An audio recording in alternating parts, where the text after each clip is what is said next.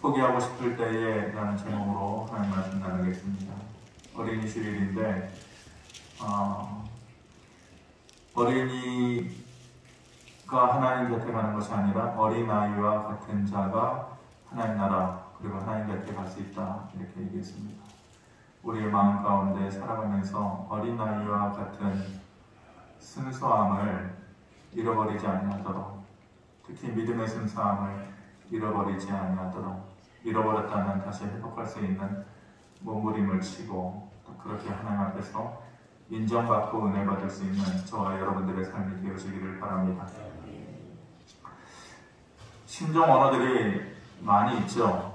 근데 정식적으로 어학사전에 올라와 있는 말들 중에 아시는 분들은 뭐 잘 아시겠는데 수포자라는 말이 있습니다.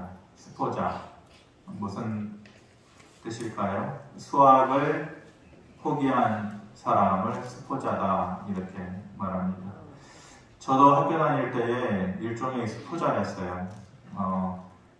영어 과목에 더 치중을 하다 보니까 수학 과목은 상대적으로 조금 어렵더라고요. 그래서 그 당시에는 이것저것 다 했어야 되는데 요즘 학생들은 조금 더 자기가 잘할 수 있는 것에 집중을 해야 학교 들어가기가 쉽거든요. 그러니까 쉽게 포기를 해버립니다. 그래서 신종 언어로 이 수포자라는 말이 나왔는데 또 주포자라는 말도 있습니다. 주포자 무슨 말일까요? 주택 구입을 포기한 사람. 요즘 세태를 그대로 반영한 말이죠. 우리 권사님들, 장로님들 시대만 하더라도 그때 성실하게 직장 생활을 하는 사람들은 내가 직장 생활을 시작을 해서 예를 들어서 20년만 고생하자. 땀을 흘리고 20년만 고생하자. 그러면은 내 집 하나 얻는다. 이런 마음에 그런 희망을 가지고 직장 생활 어려워도 했었는데 요즘은 20년 한다고 되지가 않아요. 워낙 집값이 천정부지로 올라 있어서 아예 그것을 구입할 생각을 못하고 포기하는 사람들을 주포자다 이렇게 얘기합니다. 결포자라는 말도 있습니다. 뭘까요? 예, 결혼을 포기하고 사는 사람을 결포자다 그렇게 얘기합니다. 그래서 여러 가지 이유가 있죠. 아이들을 양육하는 문제, 교육하는 문제. 예전에는 그냥 서로 치고받고 싸워도 그냥 다음 날이면 있는데 요즘은 감정의 교집합이라는 게 이렇게 한 군데로 이렇게 같이 묶어지는 부분인데 요즘은 그렇지 않은 것 같아요. 그래가지고 한번 틀어지면 그냥 서로에게 그냥 상처만 주고 헤어지는, 그래서 그런 것이 두려워서 또 아이들 양육하는 것이 또 고민이 돼서 결혼을 아예 생각하지 않는 사람들의 결포자다 이렇게 얘기합니다. 새롭게 만들어지는 단어, 언어는 시대상을 나타내고 있어요. 그 시대가 그러니까 이런 말들이 생겨나는 것이죠. 그렇다면 이 시대, 우리가 살아가는 이 시대가 어떤 시대라는 말이니까 단적으로 이런 말들이 보여주는 것은 그것이 무엇이든지 간에 포기하면서 사는 사람들이 요즘 많다라는 거예요. 우리 주변에. 그것이 단지 수학이든지 아니면은 결혼이든지 주택을 구입하는 거라든지 그 외의 것이라든지 이런저런 이유 때문에 포기하면서 사는 사람들이 주변에 많다라는 것이죠. 주변에 그런 사람들이 많으면은 나도 그 사람들 따라가지고 나도 모르게 포기하면서 사는 것에 익숙해지는 것이에요.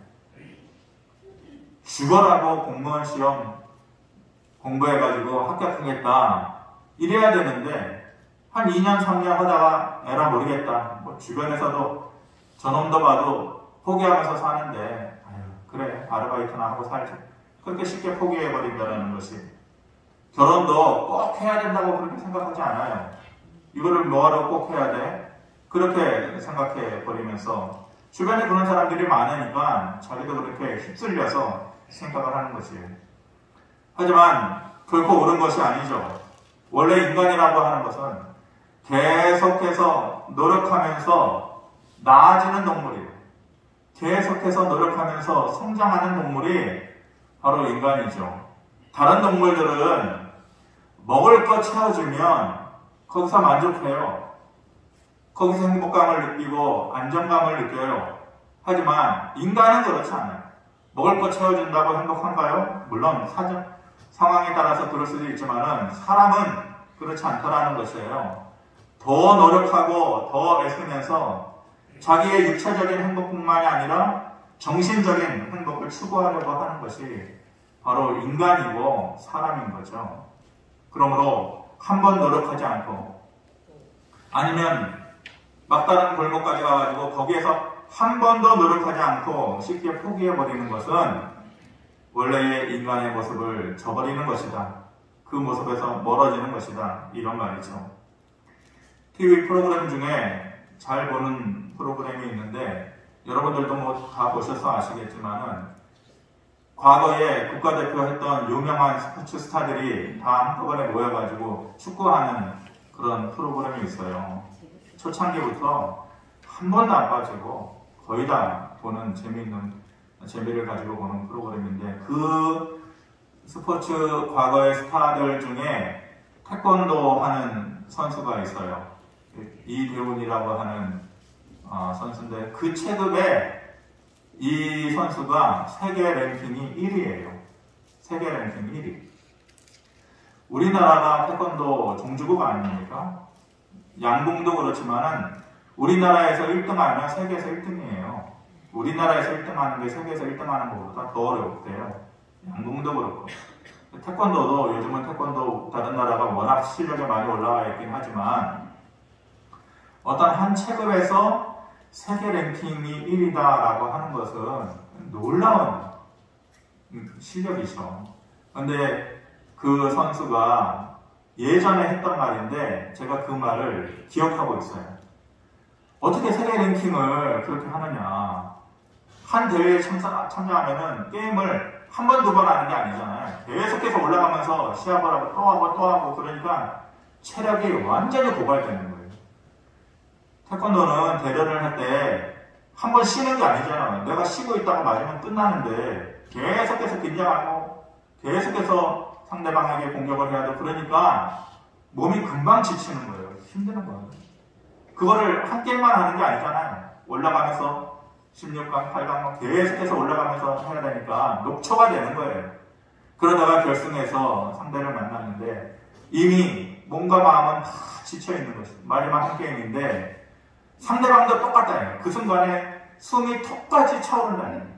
여기서 포기하고 싶고 주저하고 싶은데 그 순간에 그 선수가 하는 말이 저 사람도 똑같다. 나만 힘든 거 아니고 저 사람도 다 똑같다.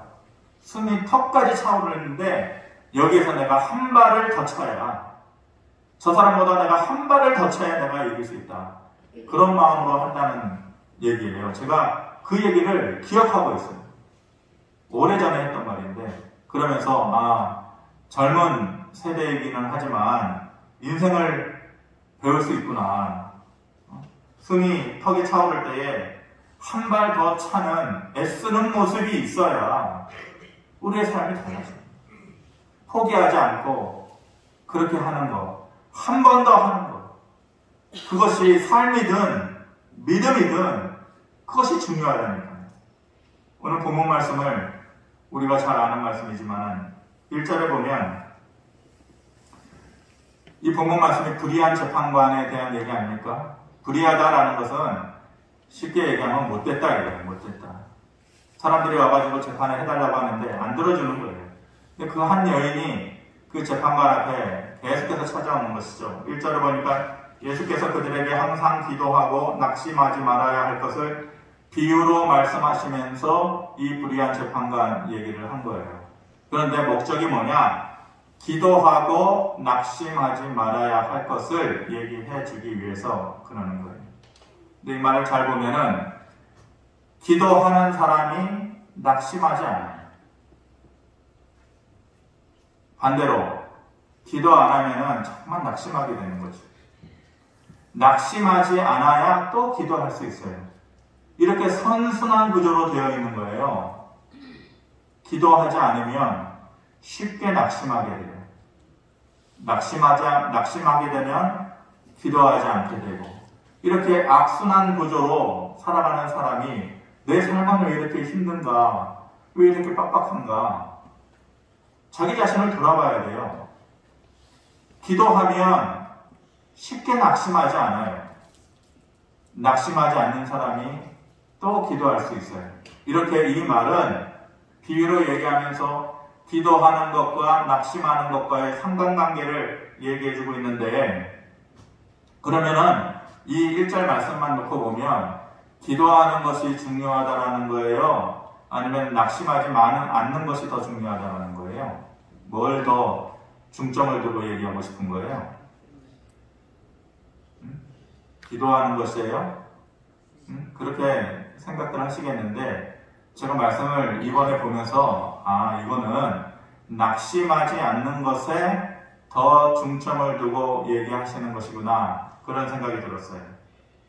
한 도시에 하나님을 두려워하지 않는 불의한 재판관, 말씀드렸지만 못된 재판관이 있었어요. 그런데 한 여인이 등장하죠. 자주 가서 요청을 했다고요. 그러니까 뜨문뜨문 간 게 아니라 매일 그 재판정 문을 열면 이 여인이 매일매일 갔던 것 같아요. 자주 가서 자기의 억울한 일을 해결해달라고 그 재판관을 찾아가는 것이죠. 그런데 이 재판관이 못돼 먹었기 때문에 들어주지 않아요. 얼마 동안 듣지 않다가 가만히 자기 혼자서 생각하니까 이래서는 안 되겠다. 들어주지 않으면 저 여자가 계속해서 나에게 와가지고 맨날 이렇게 할 테니까, 그러면 내가 괴로울 테니까 뭐라 그래요? 5절에 보니까 이 과부가 나를 번거롭게 하니 내가 그 원한을 풀어주리라. 그렇지 않으면 늘 와서 나를 괴롭게 하리라 하였느니라. 그러니까 이 여자가 자기의 문제를 해결할 수 있었던 방법은 그 안에 훌륭한 믿음이 있어서 그게 아니에요. 계속해서 했다라는 것이에요. 자주 가서. 이 여자의 자기 문제 해결 방식의 키워드는 뭐냐? 계속했다라는 거예요. 깊이 있는 마음이 아니고 단순히 계속했다라는 것이에요. 포기하지 않았다라는 말이죠. 그러면서 뭐라고 얘기합니까? 7절에 하물며 하나님께서 그 밤낮 부르짖는 택하신 자들의 원한을 풀어주지 아니하시겠느냐? 그들에게 오래 참으시겠느냐? 이 말은 누구 말이냐면 예수님 말씀이 아니라 그 못된 재판관이 한 얘기예요. 야, 나도 그런데 나하고 전혀 상관없는 저 여자가 나를 찾아와서 나를 이렇게 괴롭게 하니까 나같이 못된 사람도 그 마음속의 소원을 들어주는데, 하물며 택하신 자들, 너희가 믿는 그 하나님께서 자꾸만 와가지고 구하는 자들, 포기하지 않고 구하는 자들의 소원을 들어주지 않겠느냐, 이렇게 얘기하면서 그 전에는 제가 이 8절의 말씀이 눈에 들어오지 않았어요. 왜냐하면 우리가 너무 잘 아는 말씀이니까, 스토리니까. 그런데 8절의 말씀이 의미심장하더라고요. 8절 말씀 같이 한번 읽어보겠습니다. 시작. 내가 너희에게 이르노니 속히 그 원한을 풀어주시리라. 그러나 인자가 올 때에 세상에서 믿음을 보겠느냐 하십니다. 내가 너희에게 이르노니 속히 그 원한을 풀어주시리라. 하나님께서 그렇게 해주시리라는 얘기죠. 전에는 여기까지만 말씀을 신경을 썼거든요. 근데 그 뒤에 말이 8절로 끝나는 이 전체 스토리의 마지막 말이 뭐냐면, 그러나 인자가 올 때에 세상에서 믿음을 보겠느냐. 나를 믿는 자의 소원을 속히 들어주시겠다라고 그렇게 하시면서 내가 다시 올 때에 그런 순수하고 흔들리지 않는 믿음을 가진 자를 볼 수 있겠느냐. 말끝을 흐리시는 거죠. 그러니까 문장의 전체 스토리의 마지막이 그러나 그런 순수하고 흔들리지 않는 믿음을 가진 자를 볼 수 있겠느냐? 그러면 볼 수 있다라는 말이에요? 없다라는 말이에요? 뭐예요? 볼 수 있다라는 거예요? 볼 수 없다라는 것이죠. 왜 끝에 내가 다시 올 때 그런 믿음을 볼 수 있겠느냐라는 말로 마칠까? 예수님께서는 실망스러운, 예수님께서 기대하시는 것은 믿음의 깊이를 가진 사람을 보고 싶은데 그런데 그럴 수 없다라는 것을 미리 아시고 실망하시는 거예요. 아니 그렇게 실망하시면 이 여자의 원한을 풀어주지 않아야 되는 거죠. 왜냐? 내가 그런 믿음을 가진 자를 볼 수 있겠느냐? 아니면 볼 수 없을 거야. 그러니까 이 여자의 원한을 풀어주지 않아야지. 이렇게 되는 것이 앞뒤가 맞는 것인데 그런 믿음의 깊이를 가질 수 있는 자를 볼 수 없을 거야. 그런데 그 원한을 풀어주신 거예요. 결국은 그 마음의 소원을 들어주신 거예요. 오늘 말씀을 여러분들이 잘 한번 들어보시기 바랍니다. 그러니까 이 여자가 응답을 들을 수 있었던 그 원한을 풀 수 있었던 결정적인 이유는 믿음의 깊이가 아니었다라는 거예요. 이 여자가 잘 믿고 간절한 믿음을 가지고 있고 알맹이가 있는 내용의 그 믿음 생활을 잘 했기 때문에 원한이 풀어진 게 아니라는 말이에요. 그러면 이유가 뭐예요? 자주라는 말이 힌트예요. 자주가 있다는 거예요. 자주. 포기하지 않고 계속해서 간 거예요. 믿음의 깊이가 없어도 계속해서 그 앞에 찾아온 그 모습이 주요했다는 거예요. 자주 와서 믿음의 깊이를 따지는 것이 아니라 자주 와서 재판관 앞에 서는 것, 자주 와서 하나님 앞에 서는 것, 그 모습이 중요하다는 거예요. 우리는 너무 쉽게 수포자, 주포자, 결포자 이런 것처럼 너무 쉽게 우리 자신을 미포자로 만들어요. 미포자. 뭐예요? 너무 쉽게 믿음을 포기해버리는 사람. 미포자죠. 왜 믿음을 포기할까요? 사람들이? 여러 가지 이유가 있죠. 죄의 고리를 끊지 못하니까 나 같은 사람이 믿음 생활 할 수 있을까? 그래서 믿음을 포기하기도 하고 하나님께 실망해서 그럴 수도 있겠고 아니면은 공동체 안에서 사람에게 실망해서 그럴 수도 있겠고 그런데 그 여러 가지 이유 가운데에 스스로 부끄러워서 믿음을 포기하는 사람들이 많아요. 나 같은 믿음을 가진 사람이 하나님 앞에 나가서 기도할 수 있을까? 예배할 수 있을까?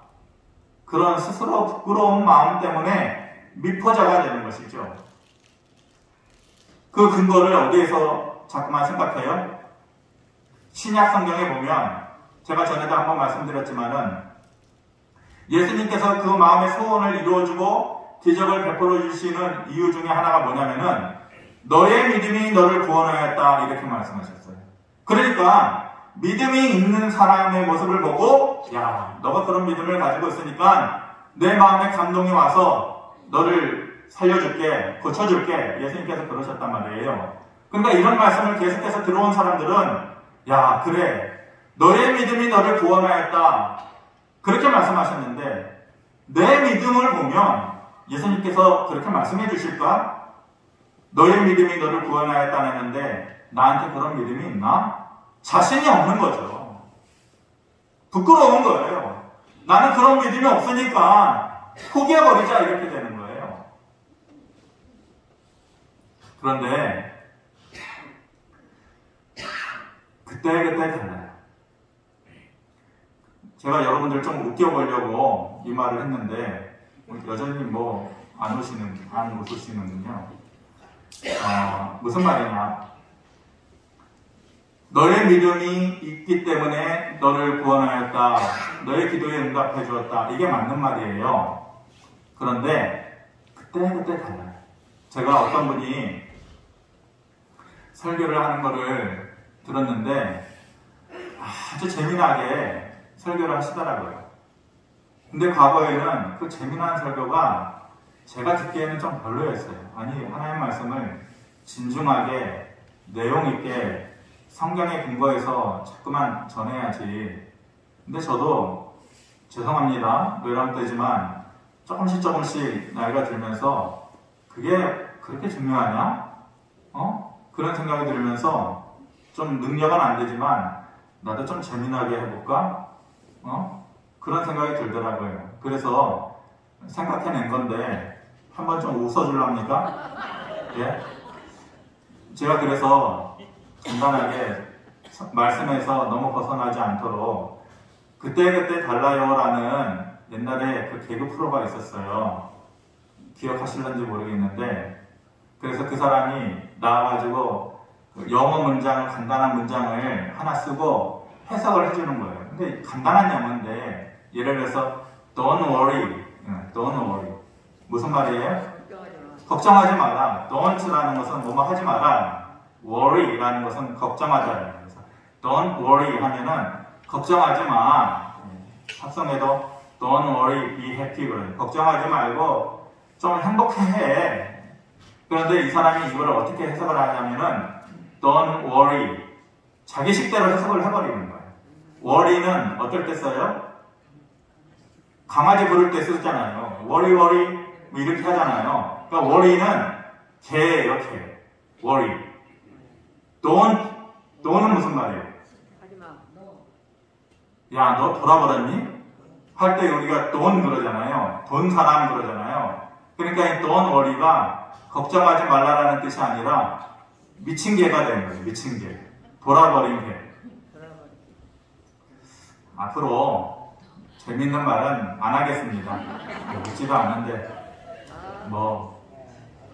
그러면서 이 하는 말이, 이 사람이, 옆에 있는 사람이, 아니, don't worry가 걱정하지 말라지. 어떻게 미친 개가 되냐고요. 뜻이. 그랬더니 이 사람이 하는 말이, 그때그때 달라요. 그래, 그때그때 달라요. 그때그때 다르다. 근데 이 말씀이 그때그때 달라요. 하나님의 말씀이 달라지는 게 아니라 너의 믿음이 너를 구원하였다라는 말이 맞아요. 그런데 이 본문, 누가복음 18장에 나와 있는 이 본문은 그때그때 달라요. 너의 믿음을 보고 이 여자를 구원해 준 게 아니에요. 성경 본문에 이 여자의 믿음이 그렇게 깊었다라는 말이 있나요? 가나안 여인이 예수님 찾아왔을 때 내 자녀가 귀신 들렸어요. 도와주세요. 그랬더니 예수님께서 내 치죠. 너는 이방 여자 아니냐? 개와 같은 여자 아니냐? 자녀의 떡을 취해서 개한테 던져주는 거, 너를 구해주는 것이 나는 마음에 들지 않아. 예수님의 본심은 아니었는데 일부러 그렇게 하신 거예요. 얼마나 서운해요. 그랬더니 이 여자가 하는 말이, 맞아요. 저 개와 같은 인생 맞아요. 그런데 개들도 주인의 상에서 떨어지는 부스러기라도 먹잖아요. 그러니까 그거라도 주세요. 얼마나 믿음이 간절해요. 얼마나 믿음의 깊이가 있어요. 근데 그때그때 달라요. 그 여인은 믿음의 깊이를 보고 구원해 준 거예요. 근데 누가복음 18장의 이 여인은 믿음의 깊이가 아니라니까요. 뭐예요? 포기하지 않고 그냥 찾아온 거예요. 그 차이를 알아요. 그러면서 말하기를 하나님께서 불의한 재판관이냐? 아니다라는 거예요. 하나님은 이 재판관처럼 괴로워서 들어주는 분이 아니다. 오히려 우리들의 작은 신음소리에도 응답해 주시는 하나님이시다. 재판관은 큰 소리로 울부짖어도 들어줄까 말까 하시는 분이지만은 하나님은 작은 우리의 소리에도, 작은 눈물에도 귀를 기울여 주시는 분이다. 너희가 그 은혜로 사는 거야 라고 얘기하시는 것이에요. 그러나 인자가 올 때에 세상에서 그런 믿음을 볼 수 있겠느냐? 이 말에는 볼 수 없다라는 말이잖아요. 실망했어요. 절망했어요. 그런데 그때에도 하나님의 놀라운 사랑이 부어준 거예요. 믿음의 깊이가 없었는데도 부어주신 거예요. 하나님 우리의 작은 소리에도 응답해 주시는 분이십니다. 때로는 자기 자신의 믿음의 모습을 보고 실망하지 말라. 이 여인이 그런 깊은 믿음을 와가지고 그 재판관에게 소원 들어주세요 그러지 않았다라는 거예요. 내 믿음의 깊이가 깊지 않아도 하나님 앞에 나오는 것입니다. 제가 교회 문 도장 찍기 이거 선수였어요. 몇 번 말씀드렸지만 중고등학교 때 학교 가기 전에 항상 교회 가가지고 잠깐이라도 기도하고 믿음이 참 좋았었죠. 근데 교회 문이 닫아져 있으면은 그 앞에서 문고리 잡고 기도하고 학교 가고 그랬었단 말입니다. 근데 그런 것이 보고 배운 게 있어서 그런 거예요. 보고 배운 게 있어서. 이제 가끔 전에는 제가 막 얘기했는데 요즘 들어서 한두 명이라도 유튜브에 올라오면, 그러니까 우리 교인이 아니라 다른 곳의 분들이 제 설교를 들으시는 것 같아요. 그러니까 조금 조심스러워지더라고요. 우리 교인들만 들으면은 그러는데. 그래서 이제 이름은 얘기하지 않을게요. 근데 제가 보고 들은 사람이 있어요. 교회에 가면은 항상 늦게 교회에 와요. 그리고 교회 본당으로 올라가서 교회 본당 문을 따고 잠깐 앉아있다가 나와요. 근데 그렇게 해서 지나가는 그 냄새를 맡으면은 술 마시고, 오늘 또 술 마시고 오셨네. 한 번도 빼먹지 않아요. 그 얘기는 저도 한 번도 교회를 빼주지 않고 매일 갔다라는 얘기겠죠. 그래서 교회 본당 문을 열고 내려오면 길게는 5분, 짧게는 1, 2분 앉아있다가 내려오는 거예요. 근데 지나갈 때 보면은 부끄러우니까 직장 끝나고 술 한 잔 걸치고 교회 와서 1분, 2분 앉아있다가 그리고 내려오는 거예요. 제가 그 모습을 보는데, 아니, 지랄맞게 교회에 술을 마시고 와? 이런 생각이 아니었어요. 야, 얼마나 몸이 피곤하겠어요. 그리고 직장생활 하면서, 저도 직장생활을 해봤지만 어쩔 수 없이 해야 되는 일들, 고단한 일이 많잖아요. 집으로 가서 쉬고 싶은 마음이 굴뚝 같은데, 집으로 가기 전에 교회에 와서 1, 2분 하나님 앞에 와서, 하나님 도장 찍었어요. 하나님 앞에 출석 도장 찍었어요. 하고 가는 거예요. 제가 그걸 보고, 나도 하나님 앞에서 도장 찍어야겠다. 보고 배운 것이 있어서 그렇게 합니다.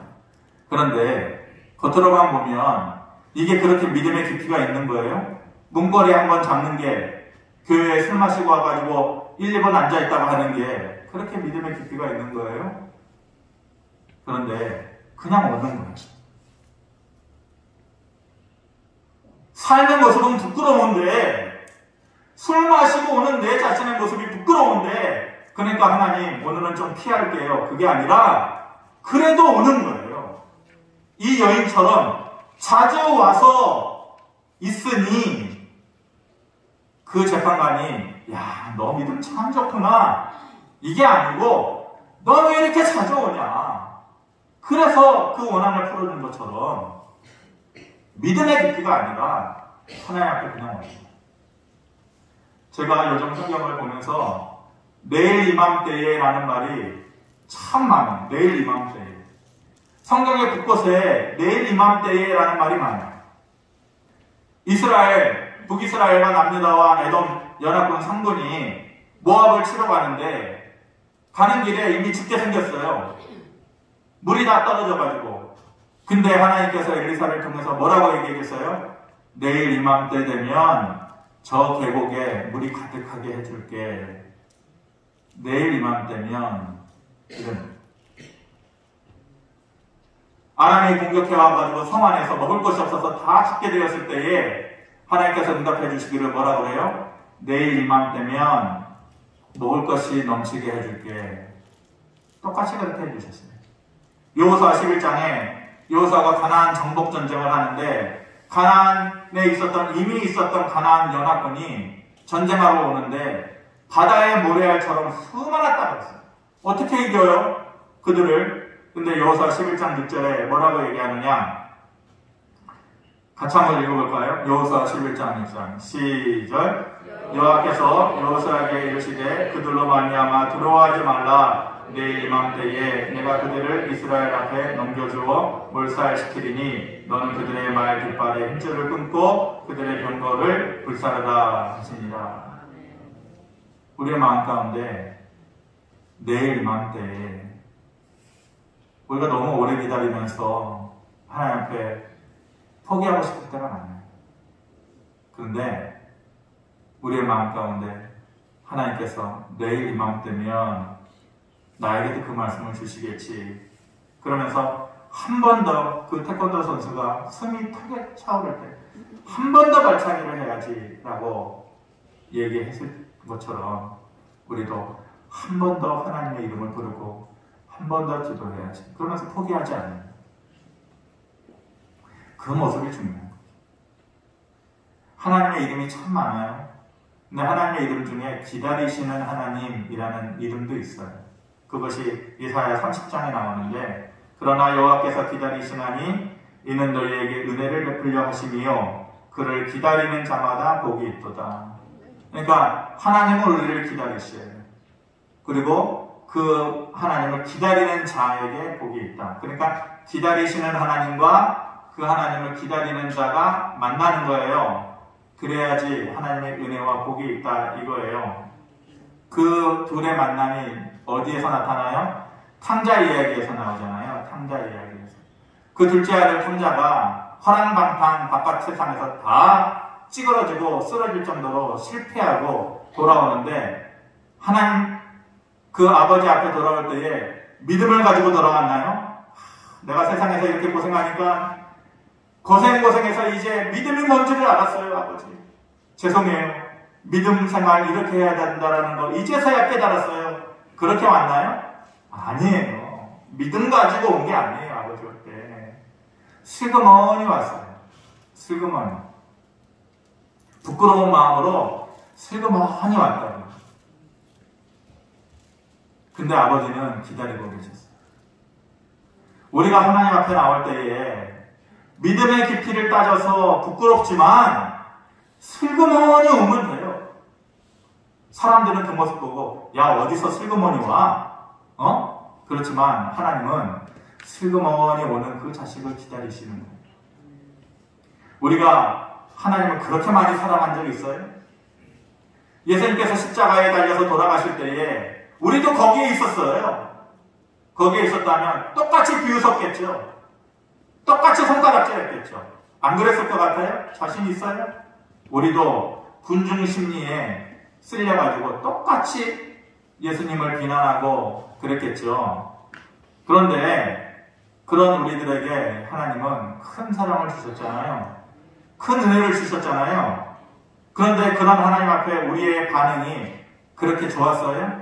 하나님, 예수님 부활 십자가, 그리고 우리에게 늘 영광을 주시고 우리에게 하나님의 자녀가 되게 하시고 대제사장 되게 하시고 하나님 감사합니다. 그러면서 여러분들이 그렇게 잘 살았어요? 그렇게 사랑을 베풀어 주신 하나님 앞에서 여러분들이 하나님의 사랑에 향한 사랑이 그렇게 컸어요? 대단했어요? 아니잖아요. 하나님은 우리에게 그렇게 오시는데 우리는 하나님 앞에서 조금 사랑해요. 아주 조금. 척만 하는 거죠. 그런데도 불구하고 하나님은 기다리시고 또 슬그머니 하나님 앞에 나오는 자를 거부하지 않으셨어요. 그러니까 그 하나님이라는 걸 알면 한 번 더 기도하고 또 살면서 한 번 더 웃고 사랑도 포기하지 말고 가정도 포기하지 말고 힘들어도 직장도 포기하지 말고 숨이 턱까지 차오르는 그 시점에서 한 번 더 웃고 한 번 더 기도하고 한 번 더 하나님의 이름을 부르고 한 번 더 의지하고 깊이가 없어도 그렇게 할 때에 슬그머니 부끄러운 모습으로 돌아오는 우리의 모습 위에 하나님의 은혜가 있을 것입니다. 우리의 원한이 해결되어질 소원이 이루어지실 것입니다. 우리의 믿음이 부끄럽지만은 하나님은 괜찮아요. 포기하지 않고 포기하고 싶을 때에 한 번 더 하나님의 이름을 부를 수 있는 저와 여러분들 되기를 바랍니다. 고마우신 아버지 하나님, 우리는 쉽게 미포자가 됩니다. 믿음을 포기하면서 이런저런 이유를 댑니다. 그런데 슬그머니 돌아오는 둘째 아들을 기다리고 계신 분이 하나님 아버지이셨습니다. 아버지 하나님, 그 여인이 믿음이 좋지 않아도 자주 가서 보니까 그 원한을 해결해 주었다고 말씀하셨던지 우리도 하나님 앞에 포기하지 않고 그 이름을 부릅니다. 하나님의 때에 우리의 소원을 들어주시고 우리의 믿음이 헛되지 아니하였다라는 것을 삶으로 증명하여 주시옵소서. 예수 그리스도의 이름으로 기도하옵나이다. 아멘.